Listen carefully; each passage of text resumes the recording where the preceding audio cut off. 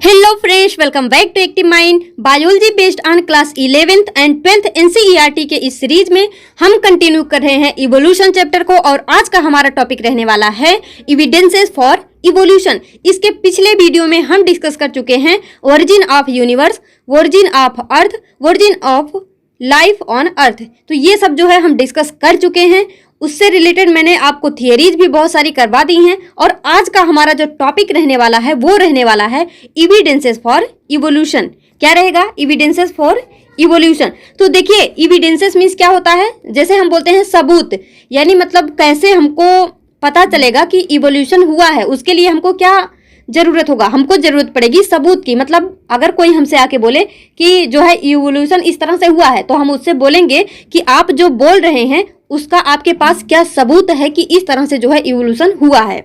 तो मेनली आज हम पढ़ने वाले हैं कि इवोल्यूशन हुआ तो है, लेकिन उसका सबूत क्या है हमारे पास। तो चलिए स्टार्ट करते हैं। और एविडेंसेस में हम कौन कौन से एविडेंसेस पढ़ेंगे? जो सबसे पहला एविडेंस हम पढ़ेंगे वो है हमारा कंपैरेटिव एनाटॉमी। कंपैरेटिव, आप ये हेडिंग डालना, comparative morphological and anatomical evidences. आप ये हेडिंग डालना, क्योंकि कभी कभी ना पूछ लेता है कि बताइए जो है इनमें से कौन सा एविडेंस है। वहां पे मॉर्फोलॉजी के साथ में एनाटॉमी भी रहता है। तो अगर जैसे ऑप्शन में देता है कि ओनली एनाटॉमी या फिर ओनली मॉर्फोलॉजी, तो ये जो है ऑप्शन रॉन्ग हो जाएगा। इसलिए यहाँ पे ये हेडिंग मत डालना एनाटॉमिकल एविडेंसेस, यहाँ पे लिखना comparative morphological and anatomical evidences. तो चलिए यहाँ पे सबसे पहले हम देखेंगे homologous organ and then analogous organ. तो यहाँ से देखिए जो एविडेंसेस है, यहाँ से भर भर के क्वेश्चन जो है हर एक एग्जाम में पूछे जाते हैं। तो जब हम बात करते हैं होमोलोगस ऑर्गन की, तो सबसे पहले होमोलोगस ऑर्गन है क्या? होमो मीन्स क्या होता है? होमो मीन्स होता है सेम। तो यहाँ पे किस चीज में सिमिलरिटी होती है? सिमिलरिटी इन ओरिजिन या फिर बेसिक स्ट्रक्चर। यानी होमोलोगस ऑर्गन क्या है? जिनमें मतलब similarity in origin and basic structure, जो उनकी ओरिजिन है या फिर बेसिक स्ट्रक्चर है, या फिर हम बोल सकते हैं कि बेसिक एम्ब्रियोनिक डेवलपमेंट है, वो सेम हो, तो उसको हम क्या बोलेंगे? Homologous organ. या फिर हैव कॉमन एंसेस्ट्री, मतलब जिनका एंसेस्टर जो है वो कॉमन हो, तो यहाँ पे हम क्या बोलेंगे? Homologous organ. मतलब जैसे इसके बेस पे क्वेश्चन बन सकते हैं कि होमोलोगस क्या होते हैं, फिर यहाँ पे दे हैव कॉमन एंसेस्ट्री, या फिर बोल सकते हैं कि they have similarity in origin. तो कुछ भी पूछा जा सकता है, इसलिए हमने सारे टर्म आपको बता दिए। Similarity in origin, basic structure, basic embryonic development या फिर एंसेस्ट्री, इन सब में क्या होती है? सिमिलरिटी होती है। तो ये होता हमारा होमोलोगस ऑर्गन। अब देखिए यहाँ पे एक लाइन है, homologous structure is result of divergent evolution. बहुत इंपॉर्टेंट लाइन है, यहाँ से भी क्वेश्चन बने हुए हैं। Homologous structure is result of divergent evolution. अब इसका क्या मतलब है? देखिए, जैसे हम अगर मैमल्स की बात करते हैं, तो यहाँ पे आप चाहे चीता ले लीजिए या फिर बैट ले लीजिए या व्हेल या फिर ह्यूमन। तो इनके जब आप फोर लिम्ब की बात करेंगे, यानी चाहे आप चीता के फोर लिम्ब की बात करिए या फिर बैट के या फिर व्हेल के या फिर ह्यूमन के, तो आप यहाँ पे क्या देखेंगे? जो चीता होता है, मतलब ये सारे के सारे क्या हैं? मैमल्स हैं। मतलब चीता, बैट, व्हेल, ह्यूमन, ये सारे के सारे क्या हैं? ह्यूमन है। लेकिन इनका जो फंक्शन है वो क्या है? अलग अलग है। जो चीता है वो रनिंग कर रहा है, बैट का जो फोर लिम्ब है वो मतलब फ्लाइंग में यूज कर रहा है, जो व्हेल का फिन्स है उसको वो स्विम करने में हेल्प कर रहा है, जो ह्यूमन है उसका फोर लिम्ब किसी भी चीज को ग्रैस्प करने में यानी पकड़ने में हेल्प कर रहा है। तो अगर आप इसको इस तरह से बनाएंगे कि मान लीजिए ये जो है मैमल है, और मैमल में यहाँ पे चीता हो गया, मैन हो गया, व्हेल हो गया, ह्यूमन हो गया, बैट हो गया, तो इनका जो है जो फंक्शन है वो अलग अलग है। यानी है तो ये मैमल, इनकी ओरिजिन क्या है? सेम है, मतलब सारे के सारे मैमल हैं, लेकिन इनका फंक्शन क्या है? डिफरेंट है। यानी इनका फंक्शन डिफरेंट है। तो ये क्या हो रहे हैं? डाइवर्ज हो रहे हैं। इसलिए हम बोलते हैं डाइवर्जेंट इवोल्यूशन। यानी ये मतलब इनके फंक्शन के बेस पे ये अलग अलग हैं, लेकिन इनकी ओरिजिन क्या है? सेम है। इस वजह से ये मतलब ये डाइवर्ज हो रहा, देखिए बाहर की तरफ जा रहा है, यानी डाइवर्ज हो रहा। तो क्या बोलेंगे? Homologous structure is result of divergent evolution. इस तरह से इसको जो है आप याद रख सकते हैं। तो यहाँ पे जो क्वेश्चन बनता है वो मेनली इसके एग्जाम्पल से बनते हैं, डेफिनेशन से भी बनते हैं। तो डेफिनेशन में आप क्या बोलेंगे? जिनकी ओरिजिन सेम हो लेकिन फंक्शन जो है वो अलग अलग हो। और आप यहाँ से इससे सोच भी सकते हैं कि सारे के सारे मैमल हैं लेकिन सबका फंक्शन क्या है? अलग अलग है। अब देखिए एग्जाम्पल आपको लर्न करने होंगे क्योंकि यहाँ से डायरेक्टली क्वेश्चन आपके बन जाएंगे। तो सबसे पहले देखिए यहाँ पे फर्स्ट एग्जाम्पल क्या हो सकता है, चीता, वेल, बैट, ह्यूमन, जो कि हमने आपको बता दिया सारे के सारे क्या हैं, मैमल हैं। मैमल फोर लिम्ब, यानी यहाँ पे जितने भी मैमल हैं, चाहे चीता, वेल, बैट, ह्यूमन, इनके फोर लिम्ब क्या होते हैं, सबकी समान ओरिजिन है, यानी सबके सब मैमल्स हैं, लेकिन इनका फंक्शन क्या है, डिफरेंट है। अब यहाँ पे नेक्स्ट जो है वो एग्जाम्पल है वो है वर्टिब्रेट ह्यूमन, यानी वर्टिब्रेट ह्यूमन में क्या होगा, चाहे आप फिश ले लीजिए या फिर एम्फीबिया यानी रेप्टाइल्स की बात कर लीजिए, या फिर आप बात कर लीजिए मैमल्स यानी हम लोगों की, ह्यूमन लोगों की, तो आप क्या देखेंगे, जो बर्ड होते हैं यानी जो एप्स होते हैं उनमें 2 चैम्बर हार्ट होता है, यानी जो उनका हार्ट होता है वो 2 चैम्बर होता है। जो रेप्टाइल्स होते हैं उनमें क्या होता है, उनका हार्ट 3 चैम्बर्ड होता है, लेकिन जो ह्यूमन होते हैं उनका हार्ट क्या होता है, 4 चैम्बर्ड होता है। तो यहाँ पे क्या हो रहा है तो सबके सब वर्टिब्रेट ही, यानी वर्टिब्रेट का जो हार्ट है उसका ओरिजिन तो सेम है, लेकिन चैम्बर क्या है, अलग अलग है, यानी उसका फंक्शन जो है वो अलग अलग है। क्योंकि यहाँ पे मतलब जो ह्यूमन है वो ऑक्सीजनेटेड ब्लड, डीऑक्सीजनेटेड ब्लड, मतलब इस तरह से पूरी फंक्शनिंग होती है। यहाँ पे ओनली डीऑक्सीजनेटेड ब्लड जाएगा और इस तरह से जो है इनका फंक्शन होता है। तो फंक्शन क्या है, डिफरेंट है, लेकिन ओरिजिन क्या है, सेम है, क्योंकि सारे के सारे क्या है, वर्टिब्रेट हैं। नेक्स्ट देखिए वर्टिब्रेट ब्रेन, जो वर्टिब्रेट का ब्रेन है ये भी जो है होमोलोगस का एग्जाम्पल है। Stem, tendril and thorn of bougainvillea, ये इसमें आप देखेंगे जो स्टेम टेंड्रिल है एंड थॉर्न ऑफ बोगनविलिया है, ये दोनों कहाँ से एराइज होते हैं, एक्सिलरी बड से। अब जैसे मान लीजिए ये कोई प्लांट्स है, यहाँ पे क्या लगे होंगे, पत्तियां लगी होंगी, और यहाँ से आप देखेंगे कुछ इस तरह से थॉर्न लाइक स्ट्रक्चर होगा जिसको हम बोलेंगे थॉर्न ऑफ बोगनविलिया। और यहाँ पे स्टेम टेंड्रिल की आप बात कर लीजिए, जैसे क्यूकम्बर हम देखते हैं तो वहां से इस तरह से स्ट्रक्चर निकले रहते हैं। तो ये दोनों की दोनों जो एराइज होते हैं वो कहाँ से एराइज होते हैं, एक्सिलरी बड से, यानी इनकी ओरिजिन जो है सेम जगह से हो रही है, सेम ओरिजिन है, लेकिन फंक्शन क्या है, डिफरेंट है। जो मतलब इनका जो थॉर्न होता है यानी कांटे, लेकिन जो टेंड्रिल है वो मतलब क्यूकम्बर जैसे होता है। तो वहां पे आप देखेंगे वो किसी एक चीज का मतलब सहारा ले लेंगे तो उसी के सहारे चढ़ते चले जाते हैं, यानी क्लाइंबिंग में ये हेल्प करते हैं। तो इसको आप याद रख सकते हैं इस तरह से। अब देखिए फिल्लोक्लेड एंड क्लैडोड स्टेम मॉडिफिकेशन, जो फिल्लोक्लेड है या क्लैडोड है ये क्या होते हैं, स्टेम का मॉडिफिकेशन होते हैं दोनों के दोनों, लेकिन दोनों का फंक्शन जो है वो डिफरेंट होता है। तो ये सारे एग्जाम्पल जो है आप याद रख लेना। अब यहाँ पे अभी मैं आपको क्वेश्चन भी करवाने वाली हूँ, तो आप देखेंगे यहाँ से मतलब इन सारे एग्जाम्पल से खूब सारे भर के क्वेश्चन आए हुए हैं।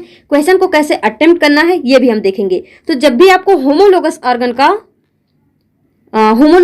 का क्वेश्चन करना हो तो आप वहां पे क्या देखेंगे, आप देखने की कोशिश करेंगे कि कहीं ना कहीं उनकी ओरिजिन जो होगी वो सेम होगी, वो डिफरेंट नहीं होंगे, उनका फंक्शन डिफरेंट होगा। तो इस तरह से आप इसको सोच सकते हैं।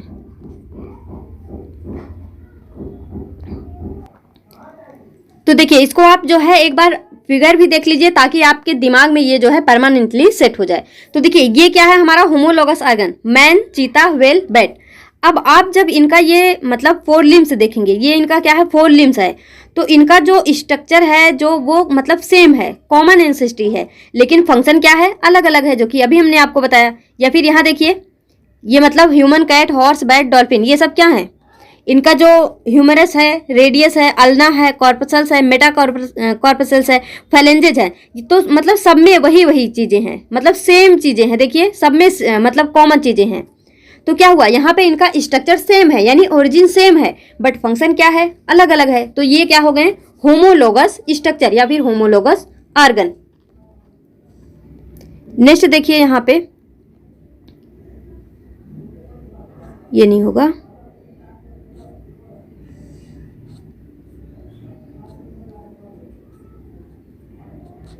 तो चलिए ये एनालोगस का है, अभी हम इसको भी बाद में देखते हैं। तो देखिए यहाँ पे एनालोगस ऑर्गन की जब हम बात करते हैं तो हमारा होमोलोगस का अपोजिट यहाँ पे हो जाएगा। वहां पे ओरिजिन सेम होती है, लेकिन एनालोगस में क्या होता है, वो ओरिजिन डिफरेंट होती है, लेकिन फंक्शन जो होता है वो सेम होता है। तो यहाँ पे चाहे आप विंग ऑफ बर्ड ले लीजिए, या फिर विंग ऑफ इंसेक्ट ले लीजिए, या फिर विंग ऑफ बैट ले लीजिए, इन सब का फंक्शन क्या होता है, फ्लाइंग। तो यहाँ पे हम क्या बोलेंगे, मतलब देखिए ये क्या हो रहा है, कन्वर्ज हो रहा है, मतलब सबका फंक्शन सेम हो रहा है।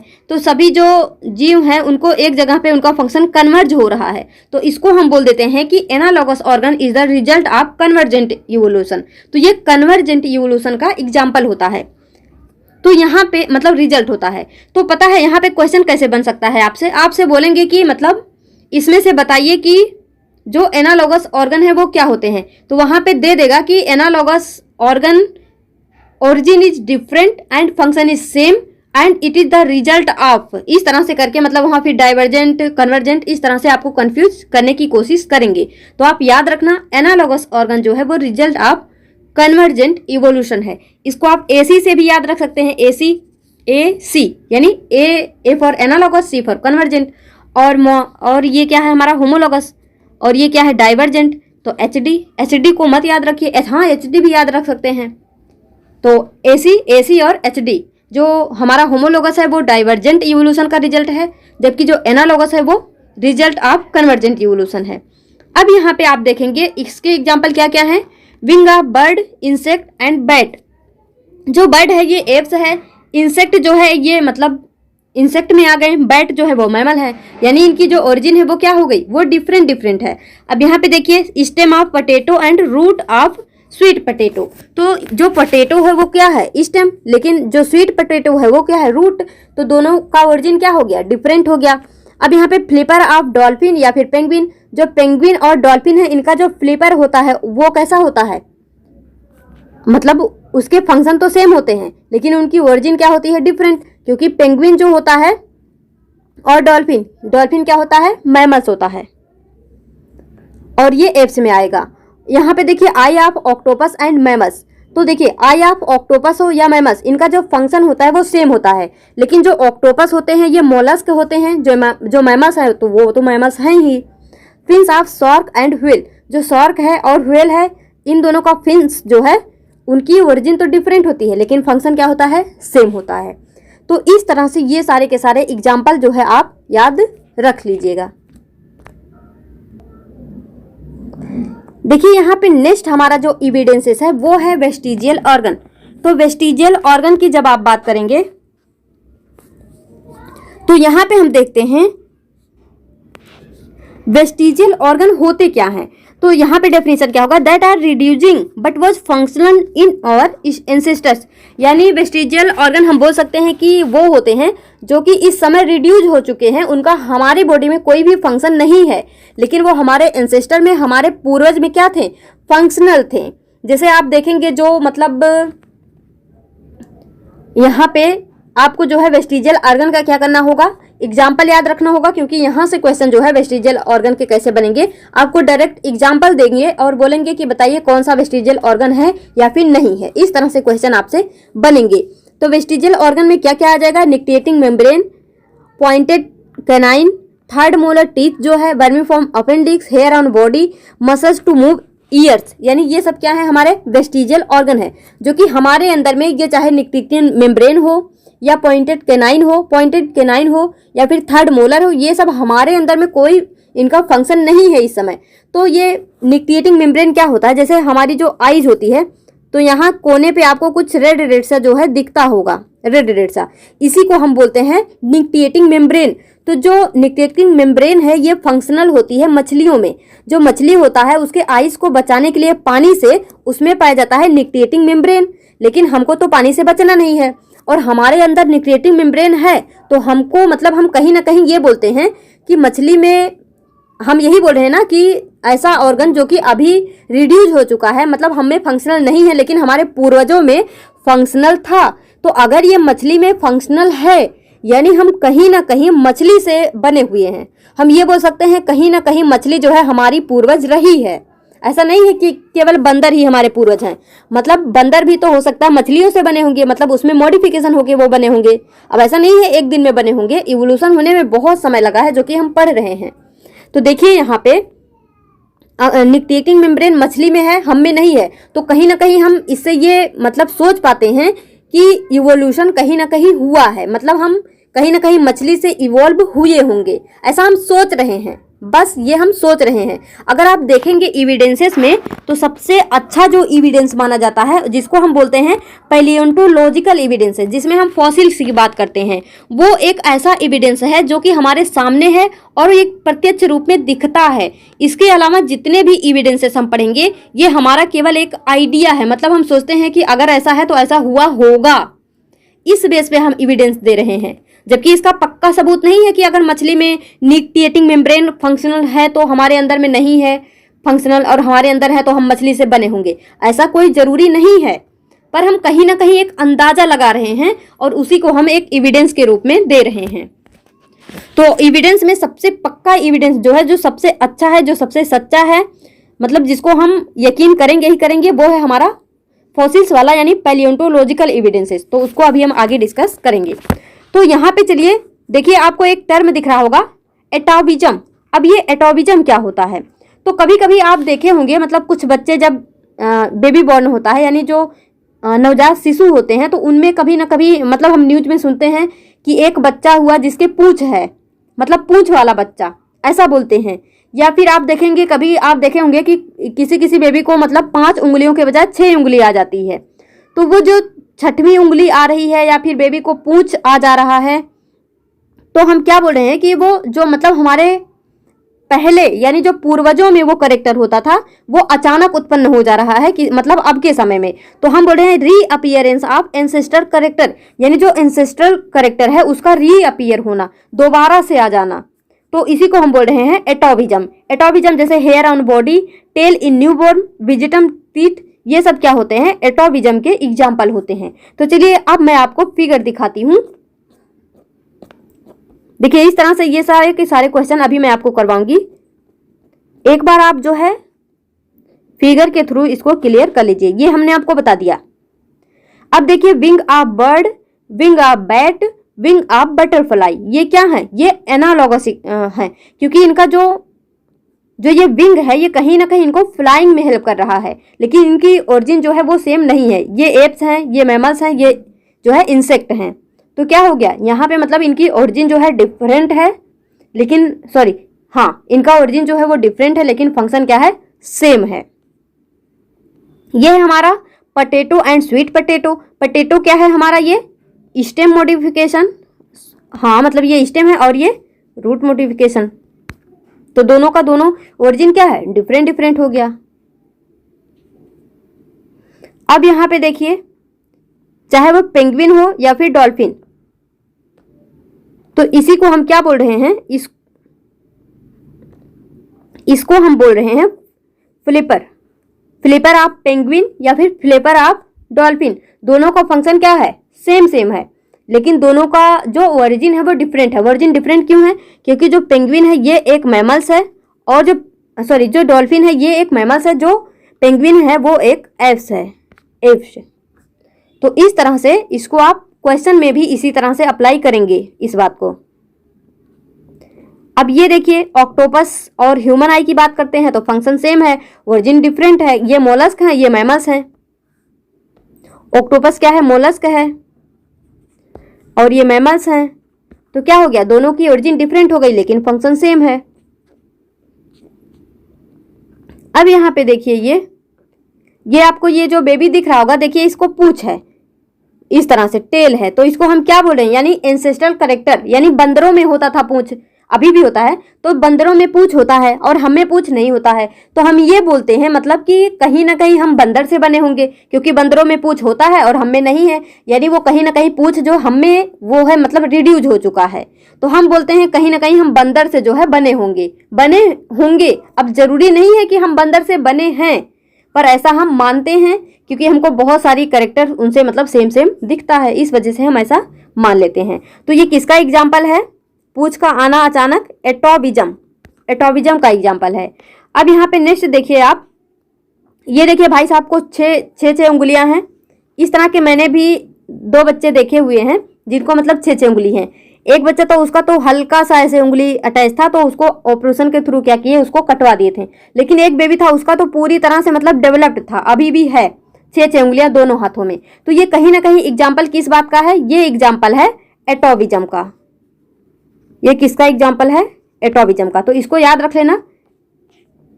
और इनको देखिए, इनको क्या है, जैसे बंदरों के पूरे मतलब बाल बाल होते हैं पूरे शरीर में, तो इस तरह से इनको भी पूरे बाल बाल आ गए हैं। तो इसको हम क्या बोलेंगे, जो एंसेस्ट्रल कैरेक्टर था वो रीअपियर हो गया है। तो ये भी किसका एग्जाम्पल है, एटोविज्म का।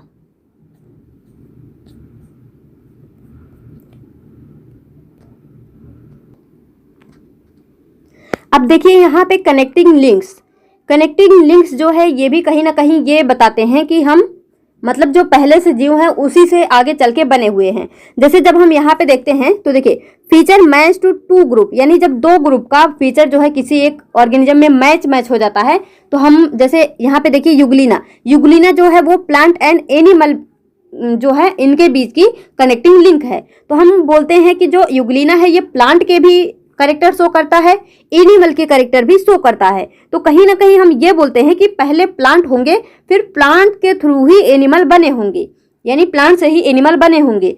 और जो युगलिना है ये इसका क्या है, साक्ष्य है, एविडेंस है।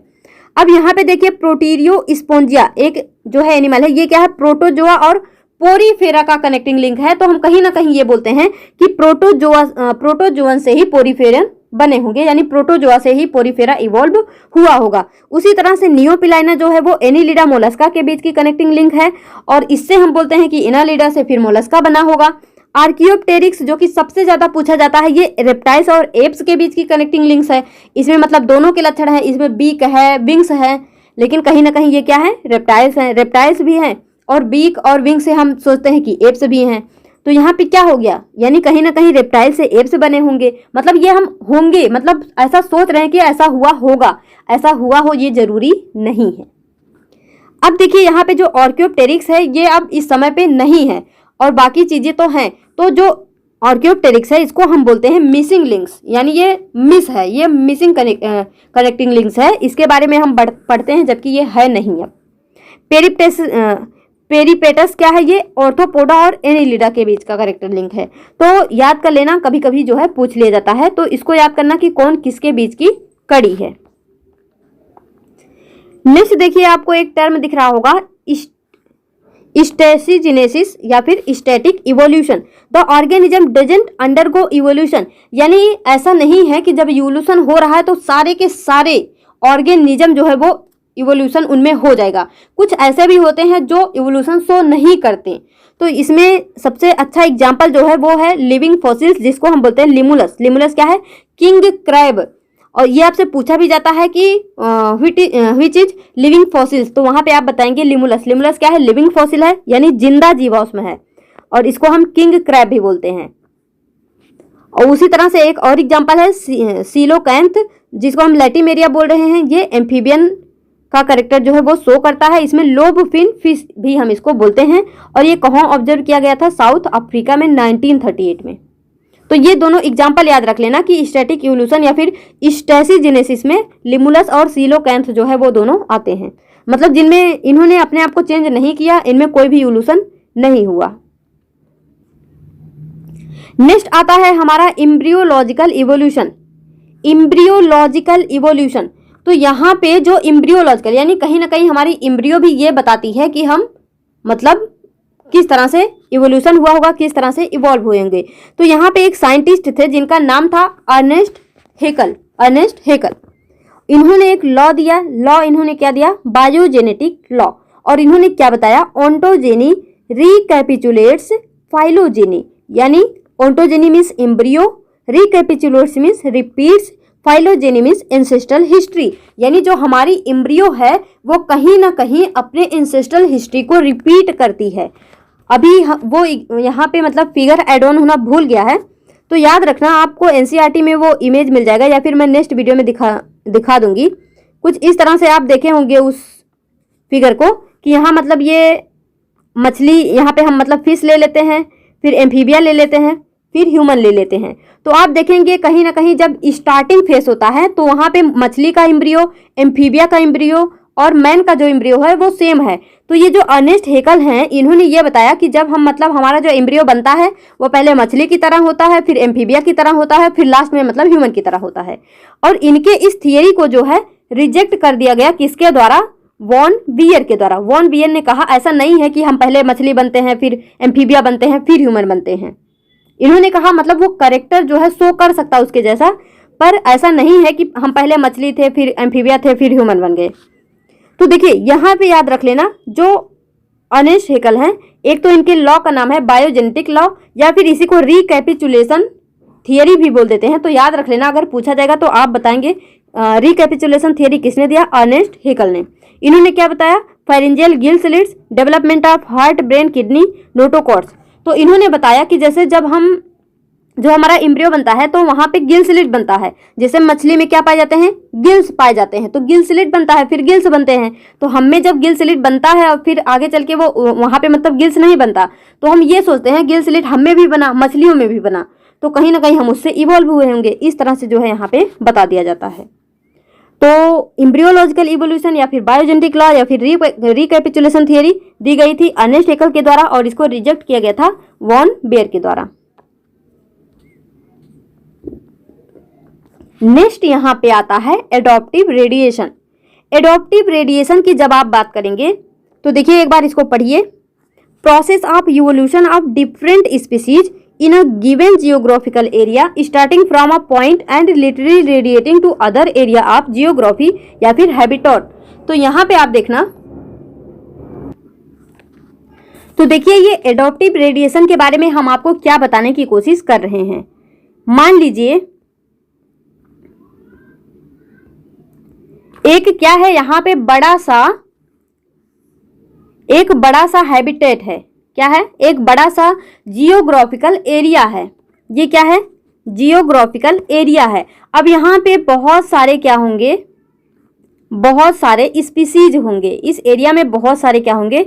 स्पीसीज होंगे। और फिर क्या होगा, मतलब ये जो स्पीसीज हैं तो हम क्या बोलेंगे? Process of evolution of new species in a common geographical area. ये अभी ये जो जियोग्राफिकल एरिया है एक बाउंड्री के अंतर्गत है, यानी एक बाउंड्री के अंतर है, यानी ये एक कॉमन जियोग्राफिकल एरिया है जहां पे बहुत सारे स्पीसीज हैं। तो हम क्या बोल रहे हैं? Process of evolution of new species in a common geographical area starting from common point. तो अभी के लिए ये क्या है? कॉमन पॉइंट है। तो starting from common point and radiating new area of geography, यानी रेडिएटिंग मीन्स यहाँ से जाना। जब ये जाते हैं, कहाँ पे जाते हैं? New area of geography. और जहाँ पे ये जाएंगे मतलब छोटे छोटे से जो मतलब यहाँ पे क्या होंगे? जियोग्राफिकल एरिया होगा, वहाँ पे मतलब ये रेडिएट कर जाएंगे। ये एक बड़ा सा हैबिटेट था। इसका जो डेफिनेशन है वो पूछा जाता है एग्जाम में, इसलिए हम आपको बता रहे हैं बार बार। तो आप याद रखना दो टर्म यहाँ पे, जब जो है इवोल्यूशन कैसा हो, सबसे पहले वो एक कॉमन पॉइंट, एक मतलब कॉमन जियोग्राफिकल एरिया से स्टार्ट हो और यहाँ से रेडिएट हो एक छोटे छोटे जियोग्राफिकल एरिया में, तो हम इसको बोलते हैं एडॉप्टिव रेडिएशन।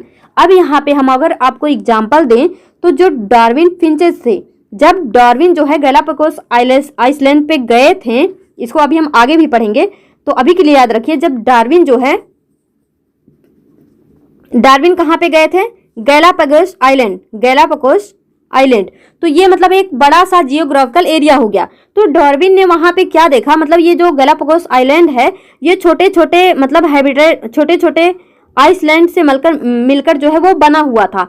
तो इन्होंने देखा कि वहां पे बर्ड थे कुछ, और जो बर्ड थी वहां पे मतलब इन्होंने 13 टाइप के चोंच यानी जो बीक है उनके, उसको ऑब्जर्व किया। तो इन्होंने देखा कि वहां पे मतलब जो इतनी सारी बर्ड हैं, सबके जो बीक है वो डिफरेंट है। तो उन्होंने सोचा कि आखिर बात क्या है, कि मतलब ये जो बर्ड हैं सबके बीक अलग अलग हैं। तो उन्होंने मतलब देखिए, जब वो सारे के सारे बर्ड इस जियोग्राफिकल एरिया में थी तो सारी की सारी क्या खा रही थी? फ्रूट खा रही थी या फिर सीड खा रही थी, मतलब फ्रूट के सीड खा रही थी। लेकिन जब यहाँ से वो बर्ड निकली, मतलब कुछ इस यहाँ पे आ गई, कुछ यहाँ पे आ गई, तो उसमें से कुछ बर्ड जो थी वो इंसेक्टिवोरस बन गई, यानी कि वो कीड़े मकोड़ों को खाने लगी। उसमें से कुछ मतलब लकड़ी में छेद करने लगी, तो वो वुड पेकर की तरह उसका चोंच होगा। तो इस तरह से मतलब वो अलग अलग फंक्शन जैसे जैसे शो करी, वैसे वैसे उनकी जो चोंच है वो मॉडिफाई हो गई, वो मतलब अलग अलग हो गई। और इन्हीं सारे बर्ड को, मतलब जो अलग अलग बर्ड्स थी, इसी को हमने बोला डार्विन फिंचेज। तो आपसे पूछा जाएगा एडॉप्टिव रेडिएशन का एग्जाम्पल क्या है, तो आप क्या बताएंगे? Darwin finches. डार्विन फिंचेज जो है ये एडॉप्टिव रेडिएशन का एग्जाम्पल है। एडॉप्टिव रेडिएशन क्या है? जब एक बड़े जियोग्राफिकल एरिया से जो स्पीसीज हैं वो छोटे छोटे एरिया में, छोटे छोटे जियोग्राफिकल एरिया में चले जाते हैं, तो इसी को हम बोलते हैं एडॉप्टिव रेडिएशन। तो हम क्या बोल रहे हैं? Process of evolution of new species in a common geographical area. जैसे देखिए, जब यहाँ पे सारे के सारे बर्ड हैं तो सारे के सारे फ्रूट खा रही हैं, सबका चोंच अभी एक जैसे है, लेकिन जब ये यहाँ से निकली तो मतलब कुछ कीड़े मकोड़े खाने लगी, कुछ तो अभी फ्रूट ही खा रही हैं, कुछ अदर मतलब चीजें खाने लगी, तो उस हिसाब से उनका जो चोंच है, जो बीक है, वो चेंज हो गया, यानी उनमें इवोल्यूशन आ गया। तो यानी वो क्या हो गया? वो एक न्यू स्पीसीज बन गई। तो वही हम बोल रहे हैं process of evolution of new species in a common geographical area starting from common point and radiating new area of geography. तो इसको जो है आप याद रख लीजिएगा। और यहाँ पे देखिए, इसके जो एग्जाम्पल दो और पूछे जाते हैं। एक है यहाँ पे marsupial in Australia, marsupial in Australia, और एक है हमारा mammals in Australia, mammals in Australia. तो यहाँ पे क्या है? देखिए, ऑस्ट्रेलिया की बात करी जा रही है, तो ऑस्ट्रेलिया मतलब एक, हम जो ऑस्ट्रेलिया है उसको हम क्या बोलेंगे? वो पूरा बड़ा सा एक क्या है? एक मतलब बड़ा सा जियोग्राफिकल एरिया है, और वहाँ पे मतलब अलग अलग जो स्पीसीज हैं उसको हम क्या बोल रहे हैं? Marsupial in Australia. और वहाँ पे जो मैमल्स हैं उसको हम क्या बोल रहे हैं? Mammals in Australia. तो चलिए इसको इसके फिगर से हम आपको समझाने की कोशिश करते हैं। तो यहाँ पे देखिए फ्रेंड्स, ये क्या है? मार्सुपियल रेडिएशन, यानी यहाँ पे ये ऑस्ट्रेलिया एक बड़ा सा जियोग्राफिकल एरिया है, और यहाँ पे जो मार्सुपियल्स थे, यानी जो पाउच वाले, यानी जिनके पेट में थैली होती है, मतलब पाउच, यानी जो कंगारू जैसे होते हैं, तो यहाँ पे मतलब जब वो निकल के अलग अलग जियोग्राफिकल एरिया में गए, तो यहाँ पे देखिए ये है टेस्मानियन वुल्फ, ये है शुगर ग्लाइडर, ये है मार्सुपियल मोल, टाइगर कैट। इस तरह से ये मतलब अलग अलग स्पीसीज बन गई, इसी को हम बोल रहे हैं मार्सुपियल रेडिएशन। और यहाँ पे देखिए banded anteater, marsupial rat, kangaroo, wombat, bandicoot, और यहाँ पे कोयला। तो ये सब क्या हो गई? ये मार्सुपियल रेडिएशन यहाँ पे हो गया। मतलब एक बड़े से जियोग्राफिकल एरिया से स्पीसीज जो है वो रेडिएट होके जो है अलग अलग छोटे छोटे जियोग्राफिकल एरिया में चले गए, और एक न्यू स्पीसीज जो है यहाँ पे फॉर्म हो गई, जिसको हम एडॉप्टिव रेडिएशन बोल रहे हैं। अब यहाँ पे देखिए, एक तो हमने आपको बताया प्लेसेंटल मैमल, एक हमने बताया ऑस्ट्रेलियन मार्सुपियल। तो यहाँ पे अगर आपसे पूछे तो देखिए, अगर यहाँ से आपसे क्वेश्चन पता कैसे बन सकता है? जो एक मतलब कोयला है और एक मार्सुपियल रैट है, ये किसका एग्जाम्पल है? तो ये कोयला और मार्सुपियल रैट किसका एग्जाम्पल है? एडॉप्टिव रेडिएशन का। लेकिन जब यहाँ पे आपसे बोले मोल क्या है? प्लेसेंटल मैमल, और मार्सुपियल मोल क्या है? Australian marsupial. तो यहाँ पे आप देखेंगे, अगर पूछे आपसे मोल एंड मार्सुपियल मोल किसका एग्जाम्पल है, तो आप यहाँ पे बोलेंगे कन्वर्जेंट इवोल्यूशन। क्या बोलेंगे? Convergent evolution. जो एडॉप्टिव रेडिएशन होता है, यहाँ पे जब मतलब एक तो प्लेसेंटल मैमल्स हो गया, एक ऑस्ट्रेलियन मैमल हो गया, ये दोनों जो है आप देखेंगे ये भी मोल, और यहाँ पे देखिए एंटीटर और यहाँ पे मूवमेंट, यानी दोनों का कैरेक्टर कहीं ना कहीं सेम सा है, तो इसको हम बोल रहे हैं मतलब फंक्शनिंग भी इनकी सेम सी हो जाएगी, तो इसको हम बोलेंगे कन्वर्जेंट इवोल्यूशन। देखिए माउस हो गया, मार्सुपियल माउस हो गया, दोनों सेम से है ना। देखिए, तो इसको हम क्या बोल रहे हैं? कन्वर्जेंट इवोल्यूशन हुआ है। फिर यहाँ पे लीमर एंड स्पॉटेड कस्कस, तो ये क्या हो गया? ये दोनों मतलब किसके एग्जाम्पल हो गए? कन्वर्जेंट के। और अगर आपस में ये माउस और लीमर का बोल दें तो इसको हम बोलेंगे एडाप्टिव रेडिएशन का एग्जाम्पल है। इस तरह से आप इसको याद रखना। अब फ्लाइंग स्क्वायरल एंड फ्लाइंग फैलेंजर, ये दोनों क्या है? ये दोनों कन्वर्जेंट इवोल्यूशन के जो है एग्जाम्पल हैं। तो एग्जाम्पल से क्वेश्चन यहाँ से बनेंगे। ये फ्लाइंग स्क्वायरल क्या है? मैमल्स हो गया, और ये क्या हो गया? मार्सुपियल्स हो गया, placental mammal and marsupial. Next यहाँ पे bobcat and Tasmanian tiger cat. अब देखिए ये भी कैट, ये भी कैट, ये दोनों किसके एग्जाम्पल हो गए? कन्वर्जेंट इवोल्यूशन के। अगर हम बोले बॉब कैट और वुल्फ किसके एग्जाम्पल हो गए? तो ये हो जाएंगे एडॉप्टिव रेडिएशन के। अगर हम बोले टेस्मानियन टाइगर कैट और टेस्मानियन वुल्फ किसके एग्जाम्पल हो गए? तो ये भी हो जाएंगे एडाप्टिव रेडिएशन के। अगर वुल्फ और टेस्मानियन वुल्फ बोले तो ये एग्जाम्पल हो जाएंगे कन्वर्जेंट इवोल्यूशन के। तो इस तरह से इसको जो है आप याद रख सकते हैं।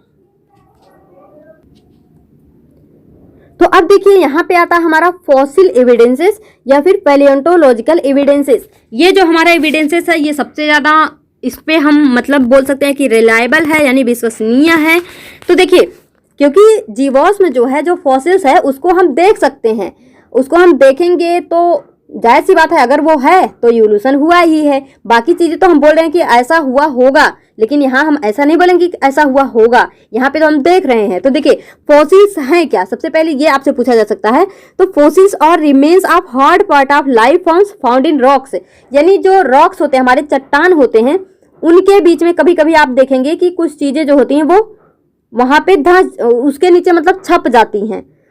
आप देखेंगे मैंने तो इतने सारे जो है यहाँ पे फिगर लगा रखे थे, पर वो पता नहीं कैसे ऑटोमेटिक यहाँ पे सेट नहीं हुआ। तो कोई बात नहीं, देखिए जब भी मतलब ये एक रॉक है, मान लीजिए इस पे मतलब ये रॉक है, यहाँ पे कोई एक जीव था यहाँ पे। अब इसके ऊपर कोई और भारी सी रॉक हो गई तो ये उसमें बिल्कुल मतलब क्या हो गया, दब गया। तो जब वो दब गया मतलब मर गया, तो उसके बाद जब बहुत सालों के बाद जब हम इसको देखेंगे, मतलब जो आर्कियोलॉजिस्ट होते हैं वो लोग इसको मतलब सर्च करते हैं, तो जब वो लोग जाके देखेंगे रॉक को हटा के, तो ये क्या यहाँ पे मतलब ये इनको क्या मिलेगा, वो मतलब यहाँ पे उसका प्रिंट उनको मिलेगा। तो जो प्रिंट होता है, यानी किसी भी जीव का जो प्रिंट होता है, क्या हम उसको भी फॉसिल्स बोल सकते हैं? तो यस, चाहे वो मतलब प्रिंट फॉर्म में हो, यानी वो चाहे वहाँ देखिए आप एक क्या ले लीजिए, आप ले सकते हैं एक गीली मिट्टी, और उस गीली मिट्टी में आप किसी चीज़ को मतलब अपना आप पंजा जो है उस पर ऐसे छाप दीजिए, और पंजा आप अपना हटा लीजिए, तो आपके पंजे का निशान तो उस गीली मिट्टी पे बन गया ना। वो भी हम उसको भी क्या बोलते हैं, फॉसिल, जीवाश्म बोलते हैं। ऐसा नहीं है कि हड्डी वड्डी वगैरह मिले तभी आप उसको जीवाश्म बोलेंगे, वो जो छप गया वहाँ पे उसको भी हम जीवाश्म बोलते हैं। तो इस बात को भी याद रख लेना। तो देखिए फॉसिलाइजेशन जो होता है, यहाँ पे दो प्रोसेस होता है, एक तो होता है पेट्रिफिकेशन, एक होता है प्रिजर्वेशन। यानी मतलब ये जो हम पढ़ रहे हैं कि हमको फॉसिल्स मिलता है, ये मिलते कैसे हैं, फॉसिल्स बनते कैसे हैं? तो एक तो ये हो सकता है कि दो पत्थरों के बीच में कोई एनिमल आके दब गया, यानी वो पेट्रीफाई हो गया वहीं पे वो मतलब उनके नीचे में दब गया। जब दो पत्थरों के बीच में एक ऑर्गेनिज्म आके दब जाता है, इसको हम बोलते हैं पेट्रिफिकेशन। यानी फॉसिलाइजेशन दो तरह से हो सकता है, एक तो पेट्रिफिकेशन, एक हो सकता है यहाँ पे प्रिजर्वेशन। प्रिजर्वेशन की जब आप बात करेंगे तो यहाँ पे प्रिजर्वेशन में क्या होता है, इन आइस ऑयल टॉर रेजिन, यानी प्रिजर्वेशन आइस में भी हो सकता है, ऑयल में भी हो सकता है, टार में भी हो सकता है, रेजिन में भी हो सकता है। रेजिन आप देखेंगे जो पेड़ होते हैं उस पर कुछ गम सा मतलब गोंद जैसा चिपचिपा सा कुछ पदार्थ होता है, उसको हम रेजिन बोलते हैं। मान लीजिए उस रेजिन में आके कोई मच्छर जो है फंस जाए, उस रेजिन में आके कोई मच्छर फंस जाए तो वहां से तो वो निकल नहीं पाएगा, क्योंकि वो तो चिपचिपा सा होता है, वो उसमें चिपक जाएगा। अब उस रेजिन में वो मच्छर जो है वो वहीं पे फंसा रह जाएगा, यानी हम इसको क्या बोलेंगे, वहां मतलब ऐसा तो है नहीं मच्छर अब उसमें जी पाएगा, वो तो मर जाएगा। तो इसको हम क्या बोलेंगे, उसको भी हम बोलेंगे कि वो मतलब उसका मच्छर का फॉसिल है। यानी प्रिजर्वेशन के थ्रू भी फॉसिलाइजेशन होता है और पेट्रिफिकेशन के थ्रू भी। तो इसको जो है आप याद रख लीजिएगा। अब देखिए फ्रेंड्स, यहाँ पे determination of age of fossils, मतलब कोई भी फॉसिल कितना पुराना है ये हम कैसे अंदाजा लगा सकते हैं। तो आप देखेंगे जो हमारा अर्थ है उसकी एक ऊपरी सतह होती है, एक निचली सतह होती है। तो जो जीवाश्म, जो फॉसिल्स सबसे ज़्यादा नीचे पाया जाएगा वो सबसे ज़्यादा क्या होगा, ओल्ड होगा। मान लीजिए कोई फॉसिल्स यहाँ है, कोई यहाँ है, कोई एकदम ऊपर है, तो हम समझ जाएंगे ये बहुत पहले दबा होगा, तभी तो ये बिल्कुल नीचे चला गया, तो ये ओल्ड होगा, ये उससे ज़्यादा न्यू होगा, और ये सबसे न्यू होगा। जो जितने ज़्यादा सरफेस पे होगा वो उतना ज़्यादा ही क्या होगा, न्यू होगा। तो यहाँ पे मतलब एक तो रिलेटिव मेथड हो गया कि हम लेयर ऑफ रॉक यानी अर्थ के लेयर के थ्रू पहचान सकते हैं, जितने ज़्यादा नीचे होगा उतने ही ज़्यादा वो पुराना होगा। और एक तो हम एज ऑफ रॉक को बताने के लिए यहाँ पे केवल मेथड का नाम याद रखिए, डिटेल नहीं देखना आपको।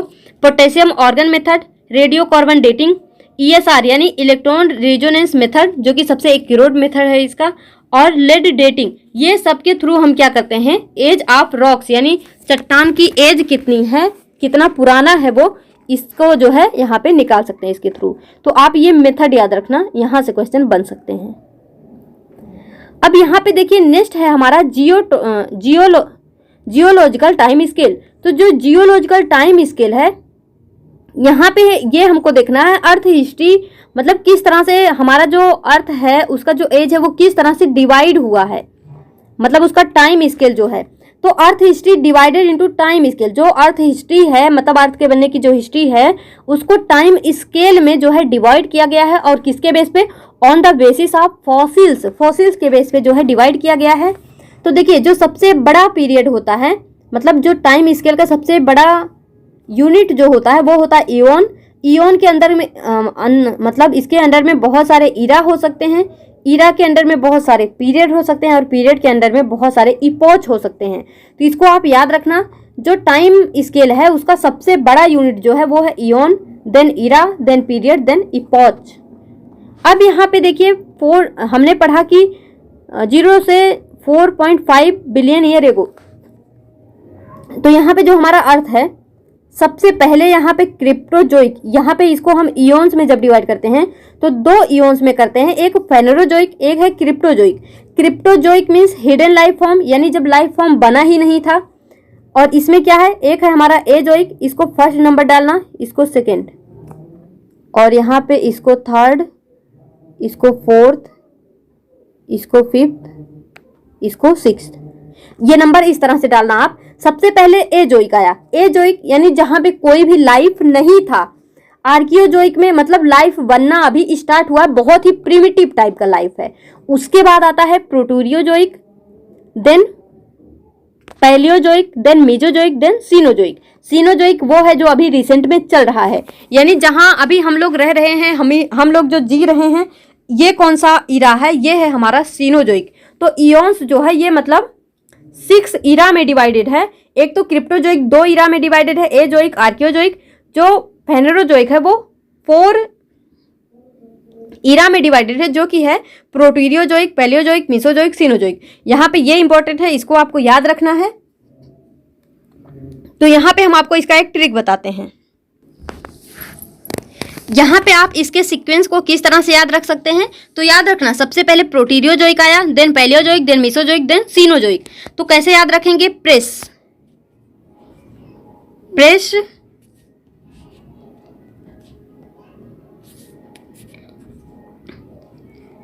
Press pale message then centre, इस तरह से याद रख लेना। इसको आप अच्छे से लिख लीजिएगा अपने नोट्स में। प्रेस प्रेस प्रेस, जैसे PR प्रेस, उसी तरह से इसको हम याद रखेंगे प्रोटीरियोजोइक यानी प्रेस। पेल से क्या याद रखेंगे, पैलियोजोइक। मैसेज से क्या याद रखेंगे, मिसोजोइक। और सेंटर से सीनोजोइक। इस तरह से आप याद रख लेना, और इसका सीक्वेंस जो है आप सही कर लेना, 1 2 3 4 5 6। सीनोजोइक 6 नंबर पे है, 6 सीनोजोइक, देखिए 6 सीनोजोइक। इस तरह से इस तरह से जो है इसको आप याद रख सकते हैं। तो इसका सीक्वेंस कैसे याद रखेंगे, press pale message to centre. तो क्या हो जाएगा, प्रेस से प्रोटीरियोजोइक, पेल से पैलियोजोइक, मैसेज से मेसोजोइक, और सेंटर से सीनोजोइक। इस तरह से इसको आप याद रख लेना। चलिए आगे देखते हैं आप। तो अब ये जो इरा है, यहाँ से किस तरह से क्वेश्चन बनते हैं, इरा, इवेंट, पीरियड, इन सब चीज़ों से। तो देखिए सबसे पहले हमारा जो इरा है प्रोटीरियोजोइक, इसके बारे में हम यहाँ पे पढ़ते हैं। प्रोटीरियोजोइक जो है, यहाँ पे एज, जब आप एज की बात करेंगे तो 4.5 बिलियन ईयर एगो, या फिर 4500 मिलियन ईयर एगो, दोनों आप याद रखना, कुछ भी पूछा जा सकता है। 4.5 मिलियन, या तो बिलियन ईयर एगो या मिलियन। तो मिलियन में पूछे तो ये जितनी यहाँ पे वैल्यू है, ये सब किस में है, मिलियन ईयर एगो। तो 4.5 बिलियन ईयर एगो क्या हुआ था, वर्जिन ऑफ अर्थ, ये पूछा जाता question. 4.0 billion year ago origin of life, और 3 मिलियन ईयर एगो यहाँ पे first non cellular form, 2 million year ago first cellular form, 2000 million year ago first cellular form. ये यहाँ से पूछा जाएगा कि मतलब ओरिजिन ऑफ लाइफ कब हुआ था, वर्जिन ऑफ लाइफ कब हुआ था, या फिर यहाँ पे virgin of first non cellular कब बना, फर्स्ट सेलुलर कब बना, फर्स्ट यूकैरियोट्स कब बना, फर्स्ट मतलब यहाँ पे देखिए एक तो यूकैरियोट यूनिसेलुलर बना, उसके बाद मल्टी सेलुलर बना। तो ये किस तरह से बने हैं, ये आपसे मतलब कब बने हैं ये पूछा जा सकता है। ऐसा नहीं है आपको सारे याद करने हैं, पर ये तो हम आपको पहले भी बता चुके हैं, ये आपको याद हो भी चुका होगा। ये आपको इतना, ये 5 तो यहाँ पे याद रखने ही हैं कि मतलब कब कौन सा क्या बना हुआ था। अब नेक्स्ट देखिए यहाँ पे पैलियोजोइक। जब आप यहाँ पे पैलियोजोइक की बात करेंगे तो आपको मिलेगा ये जो है बहुत सारे पीरियड में डिवाइड है। तो यहाँ पे पीरियड इसमें क्या क्या है, Cambrian, Ordovician, Silurian, Devonian, Carboniferous, Permian. तो इसको आप याद रख सकते हैं, कार और स्कूटर दोनों कॉस्टली प्रोडक्ट। आप लिखते जाइएगा, अभी हम इतना बता रहे हैं आपको। तो क्या हो गया, कार से कैम्ब्रियन और ऑर्डोविडियन, एस और यानी स्कूटर, सिल्यूरियन दोनों, डिवोनियन कॉस्टली, कार्बोनिफेरस और प्रोडक्ट पर्मियन। तो इस तरह से इसको जो है आप ट्रिक के थ्रू याद रख सकते हैं। तो देखिए यहाँ पे क्या होगा, कैम्ब्रियन, यहाँ पे आपको केवल ये वाला डेट याद रखना होगा। तो ये क्या है, 500 मिलियन ईयर एगो क्या था यहाँ पे, ऑर्डोविशियन का मतलब क्या था, पीरियड था। और इस एज में क्या था, ये मतलब किसका एज था, तो ये था एज ऑफ इनवर्टिब्रेट। ये एज ऑफ इनवर्टिब्रेट का मतलब क्या होता है, इसका मतलब होता है कि इस समय इनवर्टिब्रेट खूब मतलब इन्हीं का बोलबाला था। ऐसा हम बोल सकते हैं कि इन्हीं का बोलबाला था, चारों तरफ इन्हीं का मतलब बोल सकते हैं कि राज था, ऐसा बोल सकते हैं।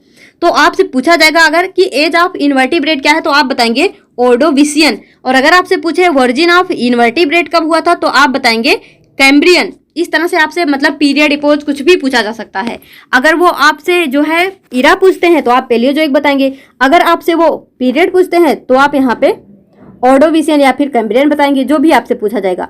अब फर्स्ट वैस्कुलर प्लांट कब बने थे, सिल्यूरियन पीरियड में। सबसे ज्यादा इंपॉर्टेंट यहाँ पे आपसे पूछा जाता है एज ऑफ फिशेस और एज ऑफ एम्फीबियन। तो जो एज ऑफ फिशेस है ये किसको हम बोलते हैं, डेवोनियन को, यानी जो डेवोनियन पीरियड था, इस समय में मछलियों का ही राज था। मतलब एज ऑफ फिशेस यहाँ पे मछलियों का ही मतलब चारों तरफ बोलबाला था, ऐसा हम कह सकते हैं। एज ऑफ एम्फीबियन क्या था, कार्बोनिफेरस, यानी इस समय पे ज्यादा से ज्यादा क्या थे, एम्फीबियन का बोलबाला था। इसी तरह से जो है ओरिजिन ऑफ मैमल कब हुआ था, पर्मियन में। ये आपसे पूछा जा सकता है कि मैमल की ओरिजिन कब हुई थी, तो यहाँ पे आप बोलेंगे पर्मियन पीरियड में।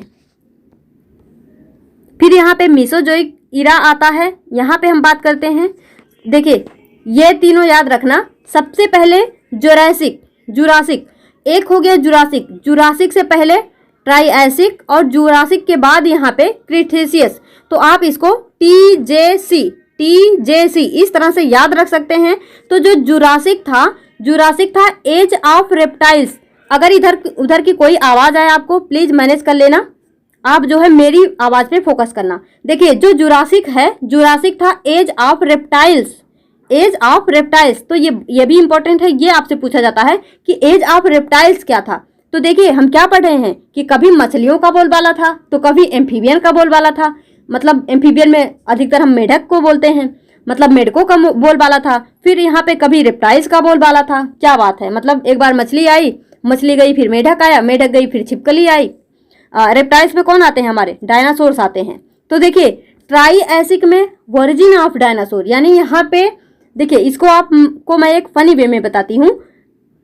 ट्राइएसिक में डायनासोर आए यानी उनकी ओरिजिन हुई, ट्राइएसिक में डायनासोर आए, जुरासिक में डायनासोर जिए यानी उनका एज चला, उनका बोलबाला रहा, उनकी राज चली चारों तरफ पूरे धरती पे। उसके बाद क्रिटेशियस में क्या हुआ, एक्सटिंक्शन ऑफ डायनासोर्स और यहाँ पे वर्जिन ऑफ एंजियोस्पर्म। तो देखिए ट्राइएसिक में डायनासोर आए, जुरासिक में डायनासोर जिए और क्रिटेशियस में डायनासोर चल बसे। तो ये तीनों आप जो है याद रख लेना, आपसे कुछ भी पूछा जा सकता है। एज ऑफ रेप्टाइल सबसे ज्यादा पूछा जाता है, तो याद रखना जुरासिक। ये तो आपने मूवी भी देखी होगी जुरासिक पीरियड, तो वहां पे आपको अच्छी तरह से डायनासोर के बारे में पूरा दिखाया गया है। अब देखिए नेक्स्ट है हमारा सीनोजोइक, जो कि अभी रिसेंट में चल रहा है, मतलब ये रिसेंट पीरियड है। तो यहाँ पे देखिए टर्शियरी और क्वाटरनरी, इस तरह से दो पीरियड हैं। तो इसको भी याद रखने के लिए मैं आपको एक ट्रिक फिर से बताती हूँ। देखिए, put egg on my plate please Honey. तो यहाँ पे आप देखेंगे जो टर्शियरी पीरियड था, टर्शियरी पीरियड में यहाँ पे दो जो है हमारा क्या था, यहाँ पे इसको ये क्या था, इपोच। तो इपोच में यहाँ पे देखेंगे टर्शियरी में एक तो था पैलियोसीन, एक था इयोसीन। तो जो पैलियोसीन था ये था डायनासोर कंप्लीटली डिसअपियर, यानी पैलियोसीन आते आते तक जो डायनासोर थे वो कंप्लीटली डिसअपियर हो चुके थे, यानी धरती पे कोई भी डायनासोर्स नहीं बचे थे। और इयोसीन क्या था, डिवीजन ऑफ मैमल्स। ओलिगोसीन क्या था, वर्जिन ऑफ एप्स, यानी यहाँ से एप्स बनना स्टार्ट हुए, एप्स की वर्जिन हुई। एप्स क्या होते हैं, मतलब जो बंदरों के जैसे होते हैं, एप्स। एप्स तो एप्स ही हैं, अब उसको क्या बताऊं। उसके बाद मायोसिन, मायोसिन क्या था, यहाँ पे डिवीजन ऑफ प्राइमेट्स, यहाँ पे प्राइमेट्स का मतलब हुआ डिवीजन। उसके बाद प्लायोसिन में क्या था हमारा, प्लियोसिन में origin of ape like mans, ape like mans. और यहाँ पे प्लीस्टोसिन में क्या है, ओरिजिन ऑफ ट्रू मैन, यानी यहाँ पे तो मतलब एप की तरह दिखने वाले मैन बने, उनकी उत्पत्ति हुई। लेकिन एक ट्रू ह्यूमन की, यानी जैसे हम लोग हैं, हम लोगों की उत्पत्ति हम बोल सकते हैं कब हुई, प्लीस्टोसिन में। और होलोसिन में अभी जो हम लोगों का ये समय है जो अभी चल रहा है, ये क्या है, ऑन गोइंग, यानी ये अभी तो चल ही रहा है। तो अब इसके आगे क्या होगा किसी को कुछ भी नहीं पता है। वैसे तो जानने की इच्छा होती है ना कि आगे क्या होगा, पर नहीं जान सकते। बट कोई नहीं, अभी तक जितना कुछ हुआ ये तो हम पढ़ ही चुके हैं। तो अब देखिए फ्रेंड्स, यहाँ पे ये जो स्टार लगा हुआ है 65, यहाँ पे आपसे पूछ सकते हैं कि डायनासोर कंप्लीटली कब डिसअपियर थे, तो आप बोलेंगे 65 मिलियन ईयर एगो। अब देखिए यहाँ पे आपसे क्वेश्चंस, तो अभी आप एक सेकेंड, ये देखिए यूपी पीसीएस में पूछा हुआ क्वेश्चन है, होमोलोगस स्ट्रक्चर और होमोलोगस स्ट्रक्चर क्या होते हैं। Similar in origin but dissimilar और सिमिलर इन फंक्शन, मतलब बोला, इसका कहने का मतलब है कि ओरिजिन में तो सिमिलर होंगे ही होंगे और फंक्शन में सिमिलर हो भी सकते हैं, नहीं भी हो सकते। तो ऐसा कोई डेफिनेशन हमने नहीं पढ़ा हुआ है। नेक्स्ट क्या है, similar in origin and function, यानी इनका फंक्शन और ओरिजिन क्या होता है, दोनों ही समान होता है, नहीं जी। Dissimilar in origin but similar in function, यानी इनका जो फंक्शन होता है वो समान होता है, लेकिन जो ओरिजिन होता है वो अलग अलग होता है। तो ये भी नहीं है, क्योंकि देखिए हमने क्या पढ़ा था, अगर आप होमोलोगस में एग्जाम्पल लेंगे तो आप लेंगे चीता और ह्यूमन और बैट, इन लोगों का जो 4 लिम्ब है उनका तो फंक्शन अलग अलग था, लेकिन ओरिजिन क्या थी, सेम थी। तो हम क्या बोल सकते हैं, ऑप्शन कुछ कंफ्यूज कर रहा है, एक सेकेंड। होमोलोगस में जो होगा, होमोलोगस यानी यहाँ पे सारे के सारे मैमल्स थे, यानी इनकी ओरिजिन जो है वो ओरिजिन सेम हो गई, और इनका जो फंक्शन है वो क्या हो गया, डिफरेंट हो गया। ओरिजिन सेम हो गई, फंक्शन डिफरेंट हो गया। तो डिसिमिलर इन ओरिजिन, यानी ओरिजिन डिसिमिलर होगा, ऐसा तो नहीं है, ओरिजिन तो सेम होगा। और यहाँ भी dissimilar in origin, dissimilar in origin यानी ओरिजिन जो है डिसिमिलर तो नहीं है, फंक्शन डिसिमिलर है। उसके बाद यहाँ पे similar in origin and function, similar in origin and function, यानी फंक्शन और सिमिलर, फंक्शन और ओरिजिन दोनों सेम है, ऐसा भी नहीं बोल सकते हैं क्योंकि फंक्शन तो डिफरेंट है। तो मेनली यहाँ पे हमारे पास ए ऑप्शन जो है वो सबसे ज़्यादा सही हम कह सकते हैं, क्योंकि similar in origin but dissimilar और सिमिलर इन फंक्शन, इसको ही हमें लगाना पड़ेगा यहाँ पे। तो यहाँ पे ये ऑप्शन हमारा सबसे ही ज़्यादा राइट है, लेकिन यहाँ पे इनको सिमिलर नहीं लिखना चाहिए था, इनको बोलना था similar in origin but dissimilar in function. इस तरह से हो सकता है ये टाइपिंग मिस्टेक भी हो सकता है, तो कोई बात नहीं, आप इस तरह से क्वेश्चन को सॉल्व कर सकते हैं। तो देखिए ये यूपीपीसीएस का क्वेश्चन है। उसके बाद नेक्स्ट देखिए यहाँ पे, विच of the following is not the vestigial organ, कौन सा वेस्टिजियल ऑर्गन नहीं है? सिलियरी मसल्स ऑफ आई, यानी जो सिलियरी मसल्स है आई का, तो ये तो अभी हमने पढ़ा कि ये अवशेषी अंग, यानी ये क्या है हमारे वेस्टिजियल ऑर्गन है। और यहाँ पे देखिए नेक्स्ट क्या है, hair on the chest of man, यानी जो मैन है उनके चेस्ट के पास में हेयर क्या है, एक अवशेषी अंग है। या फिर वर्मीफॉर्म अपेंडिक्स, तो वर्मीफॉर्म अपेंडिक्स जो है, यहाँ पे भी हमने एक इमेज लगा रखा था सारा मतलब, लेकिन वो भी पता नहीं कैसे ऑटोमेटिक ऐड नहीं हुआ, पर कोई बात नहीं। तो देखिए जो मसल्स ऑफ एयर पिन्ना है, जिसको मतलब पहले जो हमारे पूर्वज थे वो मूव कर सकते थे अपने कानों को, मतलब साउंड को ट्रैप करने के लिए, पर वो अब हम में जो है फंक्शनल नहीं है, हम अपने कान के मसल्स को, एयर पिन्ना जो है उसको मूव नहीं कर सकते। तो ये क्या है, ये भी एक क्या है, मतलब एक अवशेषी अंग है। तो ये हमारा सही नहीं होगा, ये भी सही नहीं होगा, और ये भी है तो ये भी नहीं सही होगा। तो यहाँ पे हमारा क्या हो जाएगा, ये हो जाएगा hair on the chest of man. तो ये कोई अवशेषी अंग नहीं है, ये कोई हमारा क्या नहीं है, वेस्टिजियल ऑर्गन नहीं है। नेक्स्ट देखिए पीजीटी बायोलॉजी में पूछा हुआ question, which one of the is not a vestigial organ. हमने आपसे बताया या तो पूछेगा कौन सा है या तो नहीं है, तो नॉट है मतलब यहाँ से कौन सा नहीं है। निक्टेटिंग मेम्ब्रेन ये तो है, वर्मीफॉर्म अपेंडिक्स ये भी है, कॉकिक्स ये भी है, यानी जिसको हम बोल रहे हैं टेल, यानी जो पूछा जाता है किसी किसी में, तो ये सब वेस्टिजियल ऑर्गन हैं। तो ये हमारा राइट आंसर नहीं होगा, हमारा राइट आंसर हो जाएगा एपिग्लोटिस, क्योंकि हमको यहाँ पे नॉट पूछा है। तो इस तरह से आप जो है इसको इजीली कर सकते हैं। नेक्स्ट देखिए यहाँ पे wings of butterfly, bird and bat. तो ये देखिए आपसे UPPCS pre 1995, PGT 2003, TGT biology, इन सब एग्जाम में ये जो है देखिए रिपीट हुआ कितनी बार। तो क्या है यहाँ पे, wings of butterfly, bird and bat. Butterfly क्या है, एक इंसेक्ट है, बर्ड क्या है, एक यहाँ पे एप्स है, बैट क्या है, ये एक मैमल्स है। तो यहाँ पे हम देख रहे हैं कहीं ना कहीं इनकी ओरिजिन क्या है, डिफरेंट है। ओरिजिन क्या है यहाँ पे इनकी, डिफरेंट है, और फंक्शन कहीं ना कहीं इनका क्या है, सेम है। चाहे वो बर्ड हो, बैट हो, बटरफ्लाई हो, सब कोई क्या कर रहा, उड़ रहा है, इनका फंक्शन जो है वो उड़ने में है, यानी हम बोल सकते हैं इनका फंक्शन जो है वो सेम है।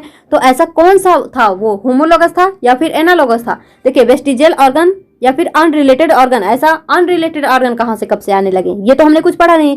वेस्टिजियल ऑर्गन में तो ऐसा कुछ हमने पढ़ा नहीं, या तो यहाँ पे होमोलोगस होगा या तो यहाँ पे एनालोगस होगा। तो यहाँ पे क्या हो जाएगा, एनालोगस या फिर होमोलोगस।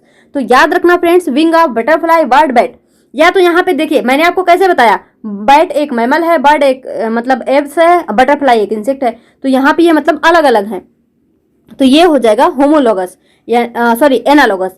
एनालोगस क्या है, यहाँ पे इनका ओरिजिन डिफरेंट है पर फंक्शन क्या है, सेम है। आगे देखिए, which of the following are analogous organ, यहाँ पे आपको एनालोगस ऑर्गन बताना है। तो देखिए ये कहाँ पे पूछा हुआ क्वेश्चन है, टीजीटी बायोलॉजी 2005 में। तो यहाँ पे ऑप्शन क्या हमारा, wing of the insect and feather of the bird. तो अभी हमने जो आपको एग्जाम्पल याद करवाया तो इसमें ये था ना, wing of insect and feather of bird. इनका क्या है, इनकी ओरिजिन तो डिफरेंट है पर फंक्शन क्या है, सेम है। अब यहाँ पे देखिए four limb of horse and human, wing of bat and feather of bird, और यहाँ पे fins of fish and oar of penguin. तो ये सब यहाँ पे नहीं होंगे। नेक्स्ट क्वेश्चन देखिए, wing of insect and wing of bird. फिर से टीजीटी बायोलॉजी में पूछा हुआ question, wing of insect and wing of bird. तो wing of insect, wing of bird अभी अभी हमने ऊपर किया है, तो ये क्या हो जाएगा, किसका एग्जाम्पल है, एनालोगस का। चाहे वो इंसेक्ट हो या फिर बर्ड हो, दोनों ही क्या कर रहे हैं, यहाँ पे उड़ने का काम कर रहे हैं। और ओरिजिन क्या है इन दोनों की, डिफरेंट डिफरेंट है। ओरिजिन डिफरेंट, फंक्शन सेम, क्या हो गया, एनालोगस। नेक्स्ट देखिए, इन मैन एटाविज्म मीन्स, एटाविज्म क्या है, लॉस ऑफ सम करेक्टर्स, यानी कुछ करेक्टर का लॉस हो जाना। अपीयरेंस ऑफ न्यू करेक्टर, यानी न्यू करेक्टर का आ जाना, ऐसा तो हमने नहीं पढ़ा था। चेंज इन एग्जिस्टिंग करेक्टर, यानी जो पहले से करेक्टर है उसमें चेंज हो जाना, ऐसा भी नहीं पढ़े हैं। देखिए आप अपीयरेंस ऑफ न्यू करेक्टर, आप जब ऐसा देखेंगे कि नए गुणों का प्रकट, तो आप लगेगा यही होगा, लेकिन ऐसा नहीं है। नए गुण वहां पे कहाँ बन रहे हैं, न्यू करेक्टर थोड़े ना बन रहे हैं, वहां पर तो क्या है, रीअपीयरेंस ऑफ एंसेस्ट्रल करेक्टर, यानी जो हमारे एंसेस्ट्रल, जो हमारे पूर्वज में करेक्टर थे, उनका रीअपीयरेंस हो जाना। तो याद रखना, रीअपीयरेंस वर्ड याद रखना एटाविज्म में, ये जो है इसका राइट आंसर हो जाएगा। नेक्स्ट देखिए क्या है, homologous structure found in some species have no clear function, these are called. जो होमोलोगस ऑर्गन होता है वो कुछ जीवों में उनका मतलब कार्य, उनका जो फंक्शन है वो स्पष्ट नहीं होता, इनको हम क्या बोलते हैं, वेस्टिजियल ऑर्गन बोलते हैं। मतलब इनका कोई फंक्शन हमको, मतलब ये हमें होते तो हैं, लेकिन क्या इनका कोई फंक्शन हमको पता है, नहीं पता है। निक्टेटिंग मेम्ब्रेन हम में है पर उसका कोई फंक्शन ही नहीं है, तो क्या है, मतलब इनका कोई फंक्शन नहीं पता है, लेकिन ये मतलब कुछ होमोलोगस स्ट्रक्चर होते हैं, तो इसको हम क्या बोलते हैं, अवशेषी अंग या फिर वेस्टिजियल ऑर्गन। ये टीजीटी बायोलॉजी का क्वेश्चन है। नेक्स्ट देखिए फिर से, विच of the following is not a vestigial organ, इसमें से कौन सा वेस्टिजियल ऑर्गन नहीं है। Wisdom teeth, appendix, tail bone, ये सारे के सारे क्या है, वेस्टिजियल ऑर्गन है, तो ये हमारा सही नहीं होगा। यहाँ हो जाएगा बोन्स। क्या बोन्स हमें अवशेषी अंग है, बोन्स का हमें कोई काम नहीं है, नहीं जी। अगर मतलब बोन्स नहीं होंगे फिर तो दिक्कत हो जाएगी ना, तो बोन्स क्या होंगे, बोन्स हमारे वेस्टिजियल ऑर्गन नहीं है, उनका हमको फंक्शन पता है। तो wisdom teeth, appendix, tail bone, ये सब क्या है, इसी टेल बोन को ही हम क्या बोल रहे हैं यहाँ पे, कॉकिक्स। तो याद रखना, चाहे कॉकिक्स देगा या फिर टेल बोन, दोनों एक ही है। पुच्छ कशेरुक, हिंदी देखो क्या लाजवाब है। नेक्स्ट देखिए, which of the following is not a vestigial organ, फिर से वही क्वेश्चंस। अब यहाँ पे देखिए, vermiform appendix, plica सेमिनुलरस, year muscles, epiglottis. तो वर्मीफॉर्म अपेंडिक्स ये तो होता है प्लीका सेमिलुनेरिस। तो यहाँ पे ये क्या है, इसको तो हमने पढ़ा नहीं है, पर याद कर लेना, ये भी जो है अवशेषी अंग है, ये भी क्या है, वेस्टिजियल ऑर्गन है। ईयर मसल्स, ये भी क्या है, वेस्टिजियल ऑर्गन है। लेकिन एपिग्लोटिस जो होता है, इसका तो ऐसा नहीं है कि फंक्शन पता नहीं है। एपिग्लोटिस क्या करता है, इसको हम पढ़ेंगे अपने डाइजेशन वाले चैप्टर में, तो वहां पे हमको एपिग्लोटिस का फंक्शन जो है पढ़ने को मिलता है। तो यहाँ पे ये वेस्टिजियल ऑर्गन नहीं है, तो यही हमारा राइट हो जाएगा, क्योंकि हमसे नहीं पूछा गया है। और ये सारे के सारे हैं, तो ये क्या हो जाएंगे, गलत। देखिए बार बार नहीं करके क्वेश्चन यहाँ से बने हैं कि कौन सा नहीं है।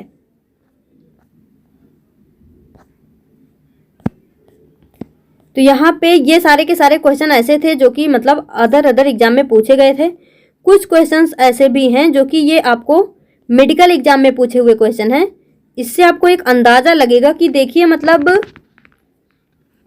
क्वेश्चन किस तरह से मतलब पूछे जाते हैं। आपको हर एक एग्जाम के क्वेश्चन करने चाहिए। यहाँ पे क्या है, flipper of penguins and dolphins, ये किसके एग्जाम्पल हैं, यहाँ पे ये आपको बताना है।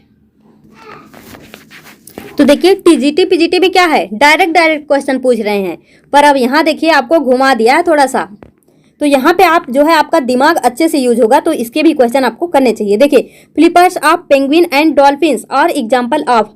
अब आपको तो हमने बताया ये एनालॉगस ऑर्गन है, पर याद रखना यहाँ पे आपको एनालॉगस ऑर्गन तो कहीं दिख ही नहीं रहा है, तो हमने आपको और क्या बताया था, analogous organ is the result of convergent evolution. तो हम यहाँ पे क्या बोल सकते हैं, जब ये पेंगुइन और डॉल्फिन एनालॉगस ऑर्गन है तो कहीं ना कहीं ये कन्वर्जेंट इवोल्यूशन के रिजल्ट हैं। तो क्या हो जाएगा, flipper of penguins and dolphins और एग्जांपल ऑफ कन्वर्जेंट इवोल्यूशन। इस तरह के क्वेश्चन भी आपसे टीजीटी पीजीटी में तो पूछे ही जा सकते हैं। ऐसे बहुत सारे क्वेश्चन हमने देखे हैं जो कि आपको मतलब हम एनबीएस प्रीवियस ईयर देख रहे थे, तो वहाँ पे जो ह्यूमन इवोल्यूशन है उसके क्वेश्चन और नीट के क्वेश्चन यानी मेडिकल एंट्रेंस के क्वेश्चन सेम टू सेम पूछे गए थे। तो इसलिए मैं सोच रही हूँ आपको मैं मेडिकल के क्वेश्चन भी करवा दूंगी, टीजीटी पीजीटी के तो करवा ही दूंगी। बट यार फ्रेंड्स याद रखना, अपना फीडबैक देना मत भूला करिए, मुझे बिल्कुल भी अच्छा नहीं लगता। मतलब क्या ही करते हैं आप लोग, एक ही वही तो सहारा है कि हाँ मतलब आपके कमेंट पढ़ के हमको एक खुशी मिलती है कि मतलब हम जो कर रहे हैं आपके लिए बेनिफिशियल है, अच्छा है, पर नो रिस्पॉन्स, मतलब क्या है। अब यहाँ पे देखिए नेक्स्ट क्वेश्चन हमारा, the similarity of bone structure in the four limbs of many vertebrates is an example of. जो बोन स्ट्रक्चर है in four limbs of many vertebrate vertebrate है, यानी सारे के सारे वर्टिब्रेट ही हैं, यानी कहीं ना कहीं ओरिजिन जो होगी यहाँ पे क्या होगी, सेम होगी। तो अगर ओरिजिन सेम होगी तो ओरिजिन कहाँ पे सेम होती है, ओरिजिन सेम है तो फंक्शन डिफरेंट होगा। अगर ओरिजिन सेम है यानी वो कहीं ना कहीं होमोलोगस है, तो क्या हो जाएगा, होमोलोगस ऑर्गन हो जाएगा, क्योंकि क्या है, स्ट्रक्चर और four limbs of many vertebrate, यानी सारे के सारे वर्टिब्रेट की ही बात हो रही है, तो ये हो जाएगा homology. Among the following set of example for divergent evolution select the incorrect option। Incorrect हमको बताना है, उससे पहले यहाँ पे क्या पूछा गया है, डाइवर्जेंट इवोल्यूशन। डाइवर्जेंट मीन्स क्या होता है, होमोलोगस। क्या होता है, होमोलोगस। तो आपको यहाँ पे बताना है इनकरेक्ट ऑप्शन, तो आपको ये बताना होगा कि कौन सा इसमें से होमोलोगस नहीं है। Four limbs of man bat चीता, ये तो है, ये हमने सबसे पहले पढ़ा था। हार्ट ऑफ बैटमैन चीता, ये भी है।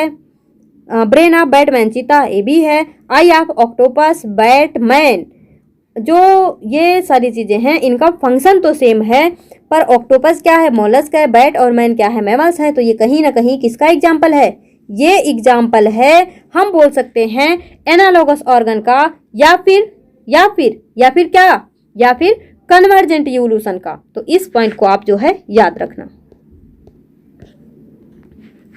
Flipper of penguin and dolphin और the example of flipper of penguin and dolphin किसके एग्जाम्पल हैं।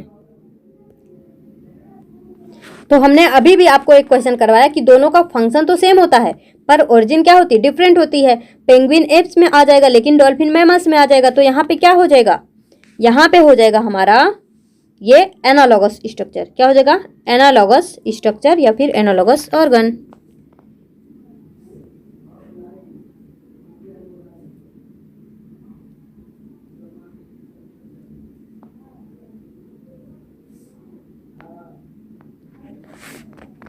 तो यहाँ पे देखिए विंग ऑफ बर्ड देख के आपको ऐसा लगेगा कि इसमें जो है विंग ऑफ मोथ हो जाएगा, पर ऐसा नहीं होगा।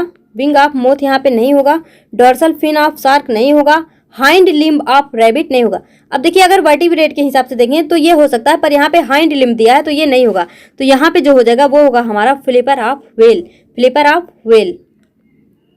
मोथ तो देखिए मोथ जो है ये कहीं ना कहीं क्या है, इंसेक्ट में आ जाएगा। मोथ आ गया इंसेक्ट में। शार्क किस में आ गया, शार्क आ जाएगा हमारा फिश में, कॉटिलेजियस फिश में। और जो रैबिट है और व्हेल है ये दोनों क्या है, मैमल्स है। बर्ड भी मतलब उसी कैटेगरी में अभी आएगा। तो यहाँ पे क्या हो जाएगा, मतलब वर्टिब्रेट। तो यहाँ पे हाइंड लिम्ब ऑफ रैबिट है तो ये नहीं होगा। तो यहाँ पे क्या हो जाएगा, फ्लिपर ऑफ व्हेल। मतलब मेडिकल में अच्छे खासे क्वेश्चन पूछे जाते हैं। ये क्वेश्चन तो हम बाद में करेंगे, अभी इसका हम लेक्चर नहीं किए हैं।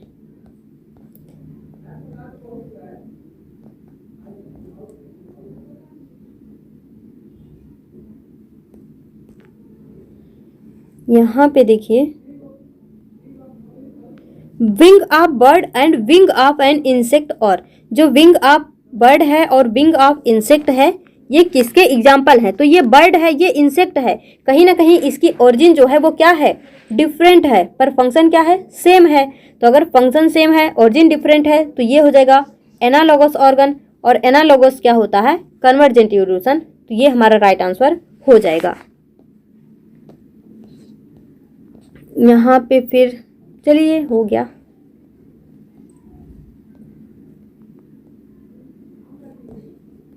ये सारे के सारे क्वेश्चन फिर से हम बाद में करेंगे प्रीवियस ईयर वाले सीरीज में। तो चलिए फ्रेंड्स, आपको आइडिया लग गया होगा कि किस तरह से क्वेश्चन यहाँ से बनते हैं। और आई होप आपको पूरा लेक्चर अच्छे से एविडेंसेस ऑफ इवोल्यूशन समझ में आ गया होगा। आप अपना फीडबैक देना प्लीज मत भूलना। इस वीडियो में यहीं तक, मिलेंगे अपने नेक्स्ट वीडियो में। तब तक के लिए all the best, be happy, be positive.